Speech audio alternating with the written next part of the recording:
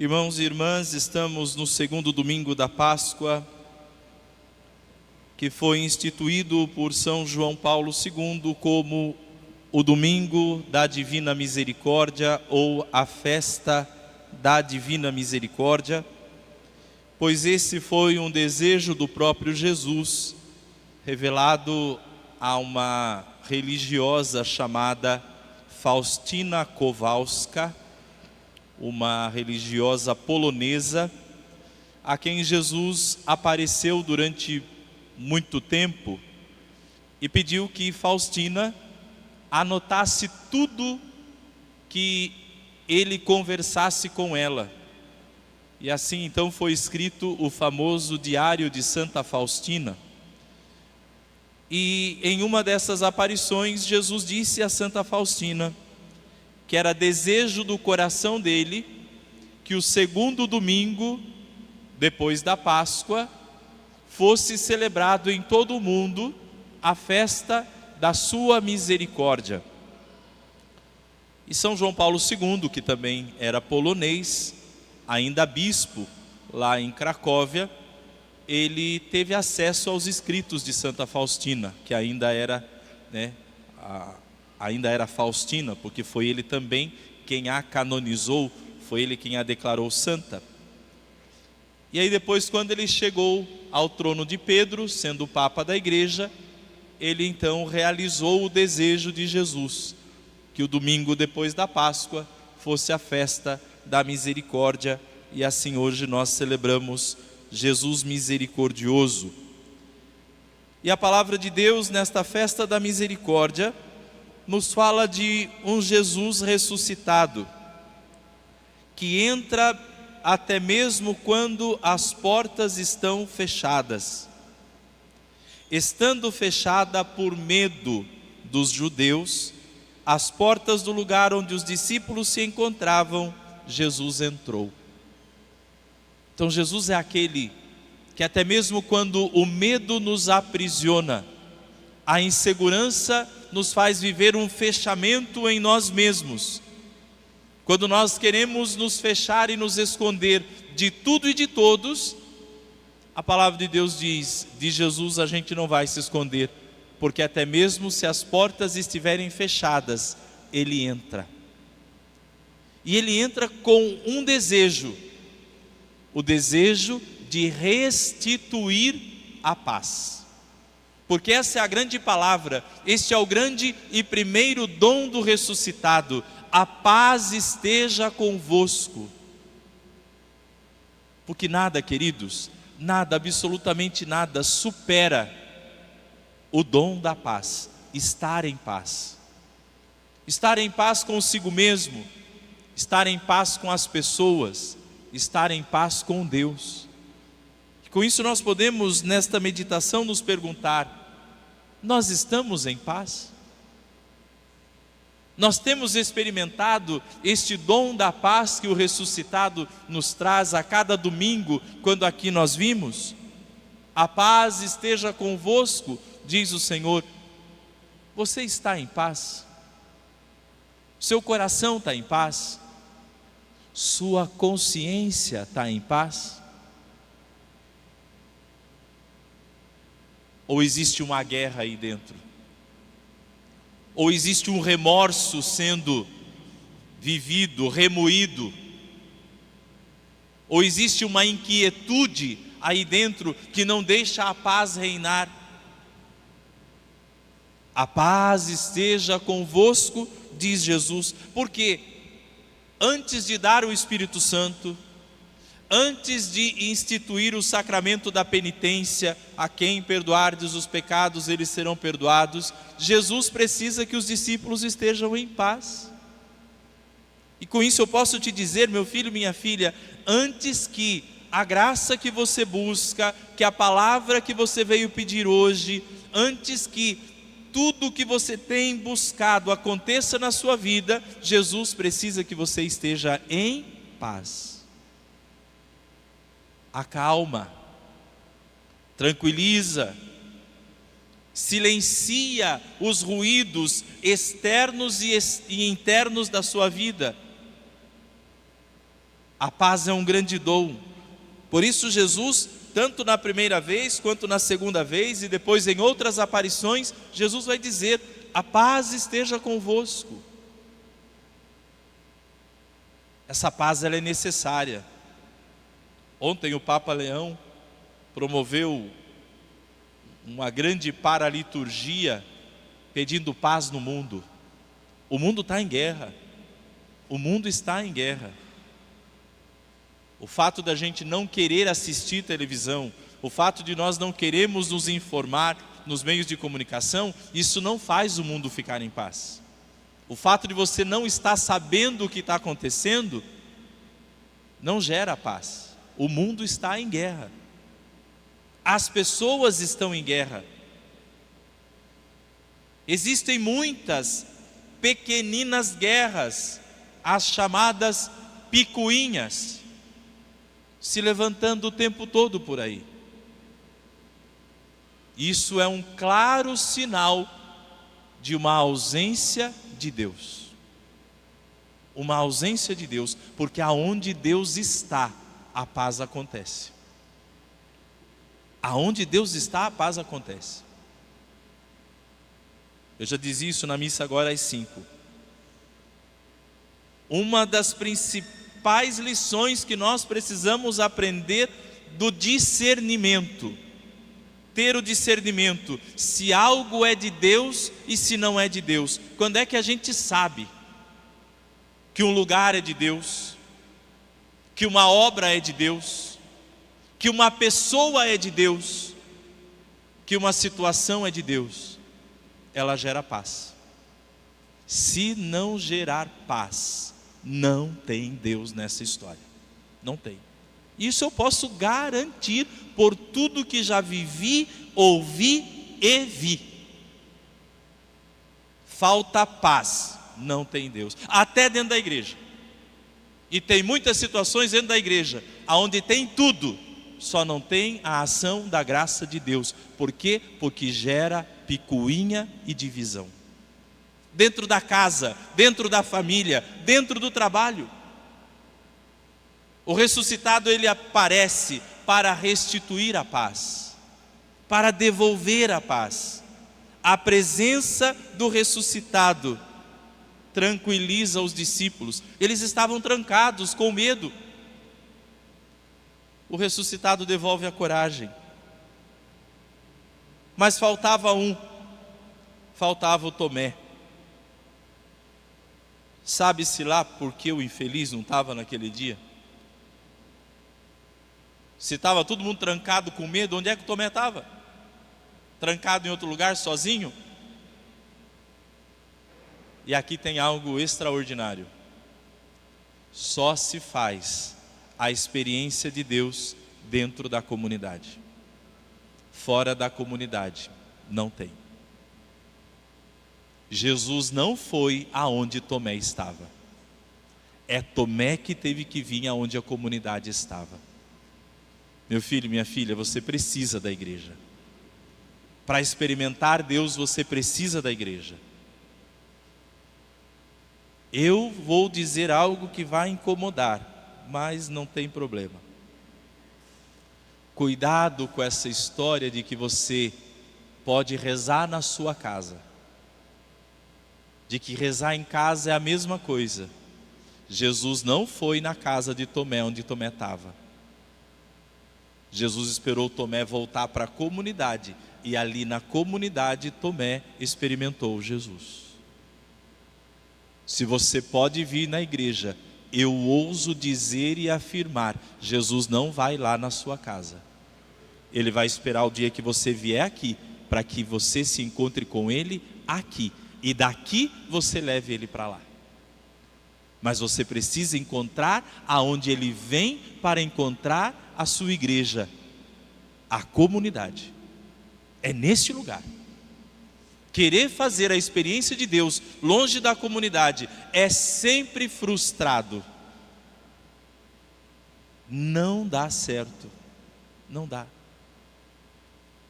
8 dias depois, Tomé estava lá. Adivinha quem apareceu? Jesus. na comunidade que estava reunida, aquela palavra de Tomé: eu não acredito, se eu não colocar a mão, se eu não vir a marca dos pregos, não acreditarei, tirou a paz da comunidade. O que é que Jesus faz quando aparece? A paz esteja convosco.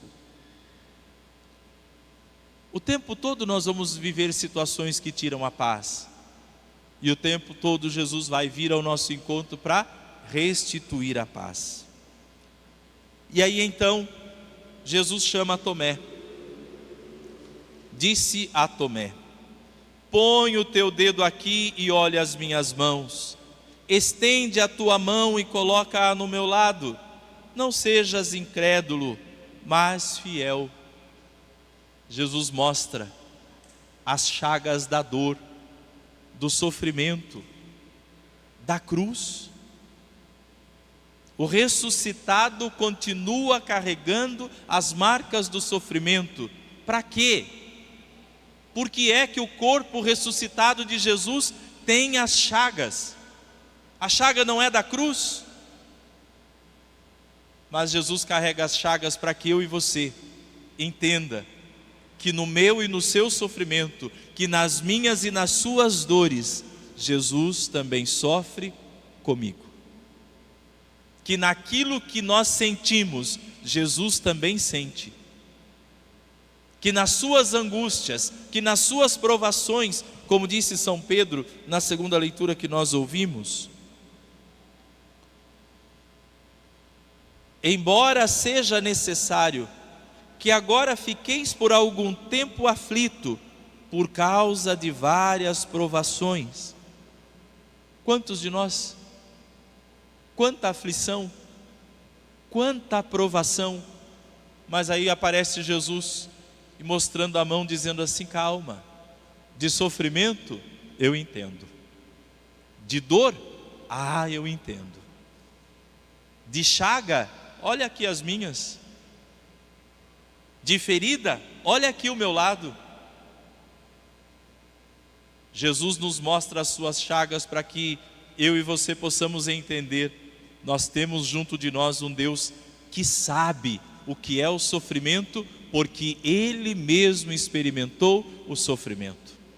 Por isso, eu digo para você, Ele te entende, quando você reclama, quando você chora, quando você acha que você não vai aguentar, quando você tem vontade de desistir de tudo, quando a dor parece ser maior do que a sua coragem, quando as dificuldades parecem ser maior do que a sua força de vontade, Ele te entende, Ele passou por isso, Ele carrega isso, e hoje Ele, misericordioso, vem olhando as minhas e as suas misérias, as nossas fraquezas humanas, nos mostra as chagas para dizer: eu entendo, calma, não se perturbe, vamos lá.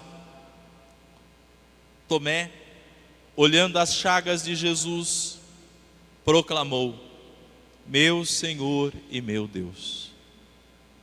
Essa é a grande e maior profissão de fé que nós temos no Evangelho de São João.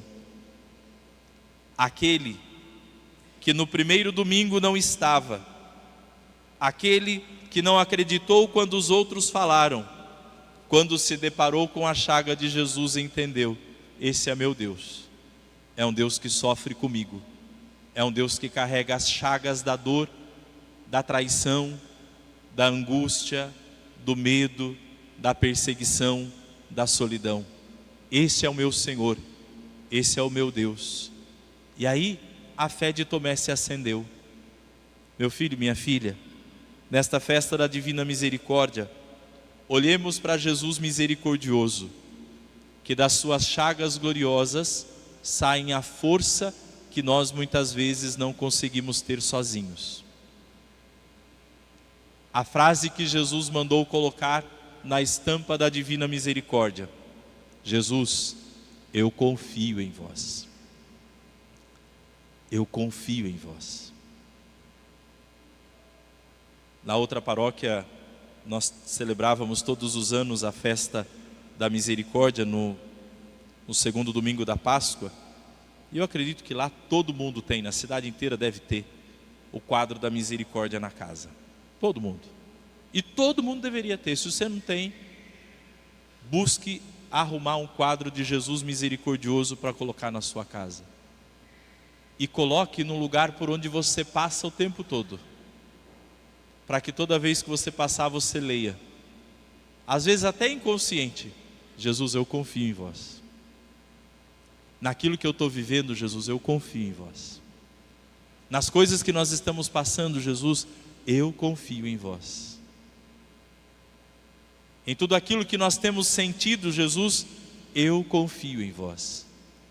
Isso vai nos trazendo a certeza da presença dEle, de um ressuscitado que não nos abandona, que sabendo o que é sofrimento, nos ampara em todos os nossos sofrimentos, que sabendo o que é que o ser humano é capaz de fazer um com o outro. Por quê? Porque o levaram para a cruz. Jesus sabe o que o ser humano é capaz de fazer um com o outro, e por isso Ele aparece para dizer: está aqui as minhas chagas, eu sei o que você vive, eu sei o que você passa, eu sei o que as pessoas estão fazendo com você, fizeram comigo também. Eu também senti, eu também sofri, por isso eu estou aqui. É esse quadro de Jesus misericordioso, daquela historinha que eu conto para vocês aqui o tempo todo, e que edifica por demais a nossa fé. Daquela família totalmente desestruturada, aonde Deus nunca teve lugar, aonde Deus nunca teve espaço. O pai, a mãe e o seu filhinho pequeno. E dentro daquela casa, coisas absurdas aconteciam.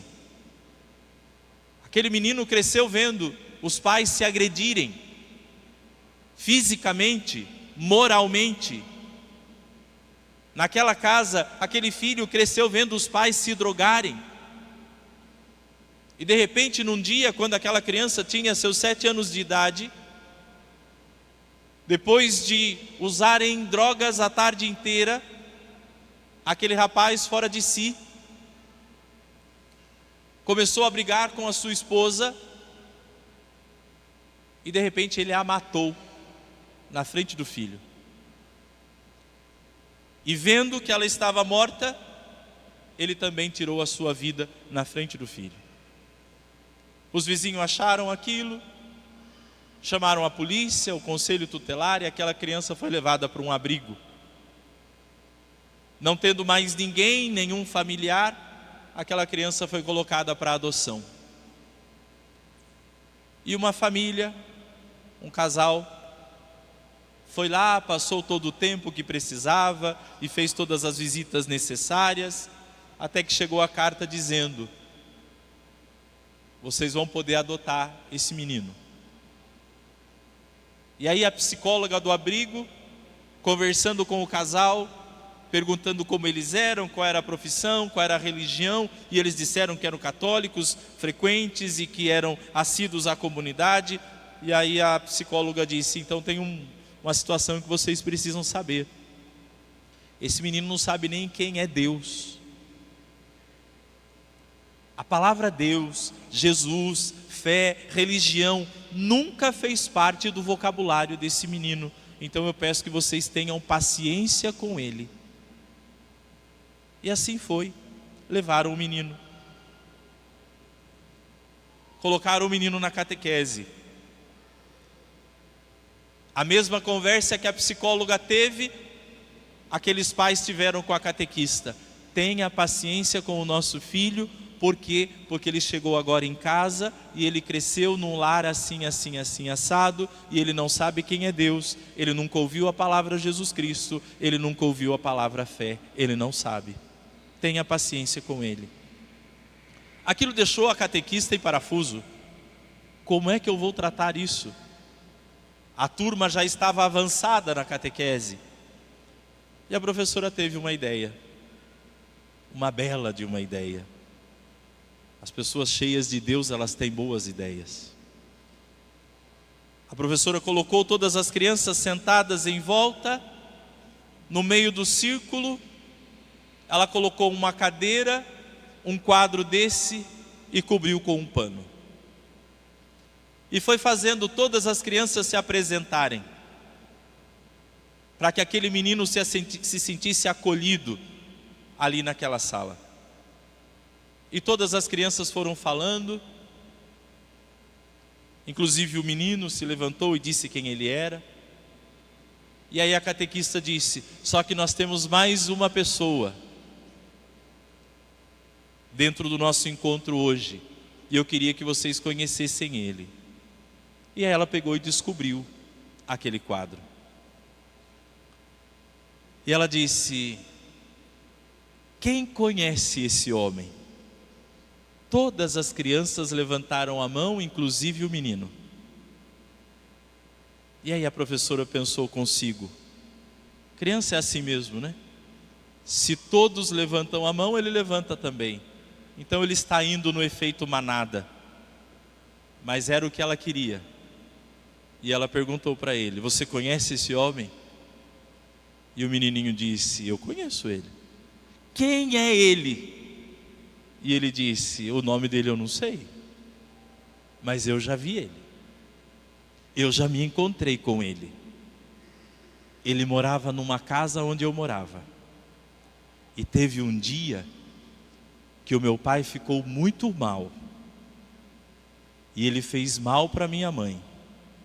Ele matou a minha mãe. Ele estava muito mal. Ele também morreu. Nesse dia, esse homem estava na minha casa. Ele ficou segurando a minha mão e disse: eu nunca vou abandonar você.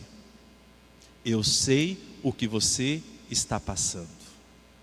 Eu não sei o nome dele, mas naquele dia, foi a mão dele que me segurou quando meu pai matou a minha mãe e depois ele se matou. É esse que o ressuscitado, essa é a misericórdia. Na hora das nossas dores, ele não nos abandona. As chagas de Jesus faz com que ele entenda as suas chagas. A dor de Jesus faz com que ele entenda a sua dor. Por isso, nessa festa da misericórdia, querido, querida, eu quero que você volte para sua casa com uma certeza: se tem alguém que entende o seu sofrimento, é Jesus. Se tem alguém que conhece as suas dores, é Jesus. As pessoas podem até tentar, as pessoas podem até ter boa vontade em querer ficar do seu lado na hora em que a dor te visita, mas é a mão dele quem te sustenta. Por isso, deixa o ressuscitado entrar, mesmo que a sua vida esteja de portas fechadas por muitas e N situações. Deixa Jesus entrar, deixa ele segurar a sua mão, para que um dia você também possa, como esse menininho, dizer: na hora em que eu mais sofri, foi a mão dele que me sustentou. Se não fosse a mão dele, eu não teria aguentado. Louvado seja nosso Senhor Jesus Cristo. Para sempre seja louvado.